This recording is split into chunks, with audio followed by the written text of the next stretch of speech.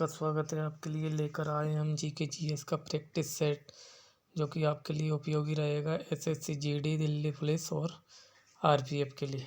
तो आइए दोस्तों स्टार्ट करते हैं। पहला क्वेश्चन, वेल मेटल मिश्र धातु है।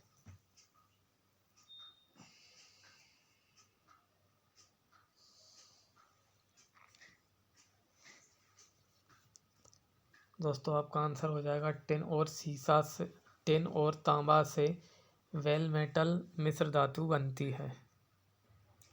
अगला क्वेश्चन है दोस्तों, भारत का सर्वाधिक पूर्वी बिंदु किस राज्य में स्थित है?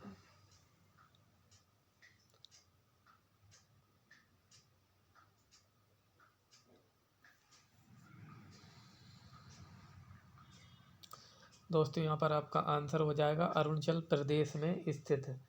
और अरुणाचल प्रदेश में वह कौन सा स्थान है? तो बालांगू अरुणाचल प्रदेश में पड़ता है। अगर आपसे पूछ लिया जाए कि पश्चिमी बिंदु, तो वो हो जाएगा आपका किबिथु, जो कि गुजरात में पड़ता है। और अगर आपसे पूछ लिया जाए कि सबसे उत्तरी बिंदु, तो वो हो जाएगा आपका जम्मू कश्मीर में पड़ता है। और सबसे दक्षिणी बिंदु आपका कन्याकुमारी, जो कि तमिलनाडु में पड़ता है। अगला क्वेश्चन है दोस्तों आपका, रक्त और लोहे की नीति का पालन किसने किया?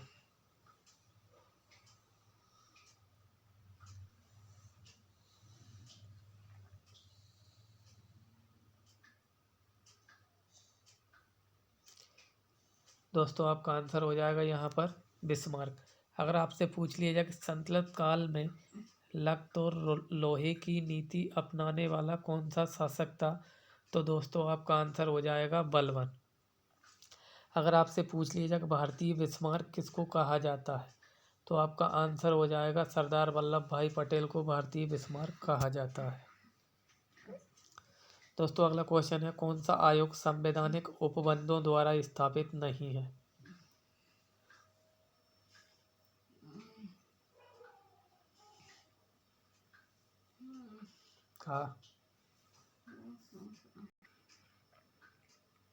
दोस्तों यहाँ पर आपका आंसर हो जाएगा योजना आयोग। संवैधानिक उपबंधों का मतलब ये होता है कि जिसका वर्णन संविधान में नहीं है, या फिर जब संविधान का निर्माण हुआ है उस टाइम पे इसका वर्णन नहीं था। अगर आपसे पूछ लिया जाए कि वित्त आयोग का संबंध किस अनुच्छेद से है, तो वित्त आयोग का संबंध आपका 280 अनुच्छेद।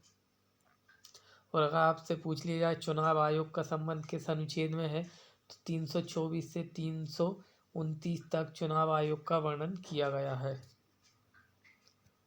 दोस्तों अगला क्वेश्चन है आपका, ऑप्टिकल फाइबर किस सिद्धांत पर कार्य करता है?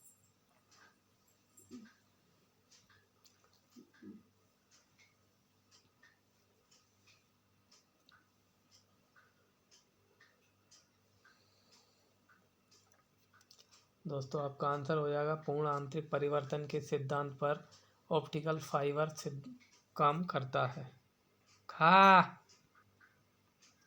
दोस्तों अगला क्वेश्चन है आपका, भारत रत्न पंडित रविशंकर एवं उस्ताद विलायत खान किस वाद्य यंत्र से संबंधित है?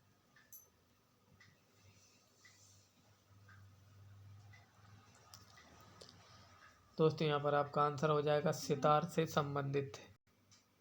अगला क्वेश्चन है दोस्तों, बोकारो स्टील लिमिटेड किस राज्य में स्थित है?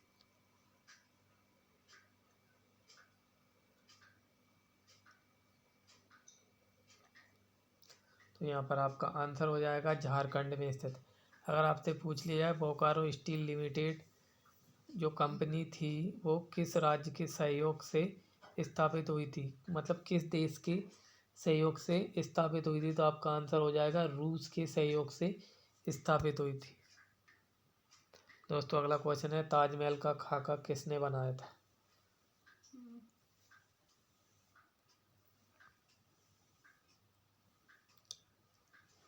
यहाँ पर आपका आंसर हो जाएगा उस्ताद ईसा खान के द्वारा ताजमहल का स्ट्रक्चर या फिर नमूना बनाया गया था। दोस्तों अगला क्वेश्चन है, डिटर्जेंट का प्रयोग कपड़े तथा बर्तनों की सफाई में किया जाता है, इसमें क्या होता है? दोस्तों आपका आंसर हो जाएगा इसमें सल्फोनेट पाया जाता है। दोस्तों अगला क्वेश्चन है 11 जुलाई किस रूप में मनाया जाता है?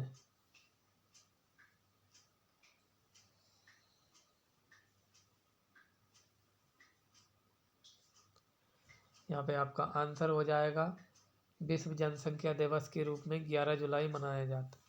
अगर आपसे पूछ लिया जाए विश्व रेड क्रॉस दिवस कब मनाया जाता है तो 8 मई को मनाया जाता है। अगर आपसे पूछ लिया जाए पृथ्वी दिवस कब मनाया जाता है तो वो हो जाएगा आपका 22 अप्रैल को मनाया जाता है। अगला क्वेश्चन है दोस्तों आपका भारत का बजट किसके द्वारा पेश किया जाता है?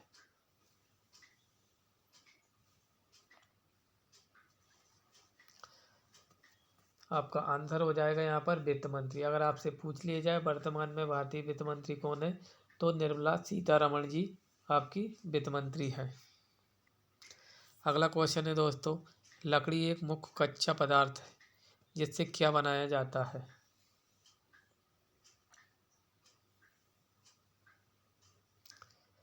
दोस्तों यहाँ पर आपका आंसर हो जाएगा पेपर बनाया जाता है लकड़ी से।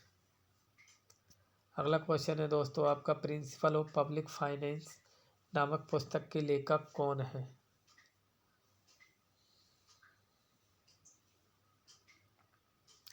यहाँ पर आपका आंसर हो जाएगा एच डाल्टन के द्वारा प्रिंसिपल ऑफ पब्लिक फाइनेंस नामक पुस्तक लिखी है। अगला क्वेश्चन है दोस्तों भारत में अंग्रेजों द्वारा अपीलीय अदालत कहाँ खोली गई थी?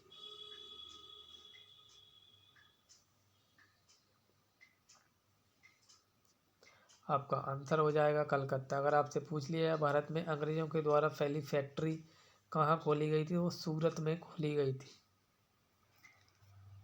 अगला क्वेश्चन है दोस्तों वास्को डी गामा का स्वागत करने वाला भारतीय शासक था?